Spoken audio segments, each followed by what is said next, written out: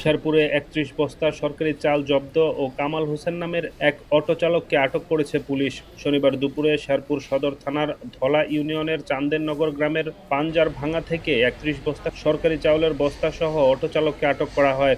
স্থানীয় সূত্র জানায়, গাজীর খামার থেকে ১৬ বস্তা অটোরিকশা বোঝাই করে অটোচালক কামাল হোসেন চান্দেরনগর গারু ভিটা নিয়ে যায়। সেখানে আরও কিছু বস্তা চাল ডিলারের নির্দেশে বাকারকান্দা নিয়ে যাওয়ার পথে পাঞ্জার ভাঙা এলাকায় স্থানীয় যুবকরা তাকে আটক করে। পরে পুলিশ ঘটনাস্থলে গিয়ে চাউলের ৩১ বস্তায় প্রায় ১৫০০ কেজি চালসহ অটোরিকশা চালককে আটক করে।